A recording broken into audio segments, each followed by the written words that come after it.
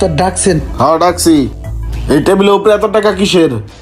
ওস্তাদ আপনার না টাকা হারাইছিল, সেই টাকাগুলোই তো এটি। আমার টাকা 250 টাকা তো আমি পাইছি রে ভাই, আমার তো 1500 টাকা হারাইছে, এত টাকা কিসের? ওস্তাদ বিষয়টা হয়েছে কি, আমরা তো অনেক ভয় পাইছি, আপনি কইছেন না গাড়াই বাই করে দিবেন, হের লেগে আমরা সবাই মিললা ওই আইসুস তোরা সবাই হুন তলে। ওস্তাদের তো টেবিলের উপরে তো টেয়া হারাইছে বুঝছোস। ওস্তাদে কইছে এই টেয়া যদি না পায় সব কটার ঠেঙ্গাইয়া গাড়াই ঘুরাইয়া গ্যারেজের বাই করে দেবে বুঝছোস।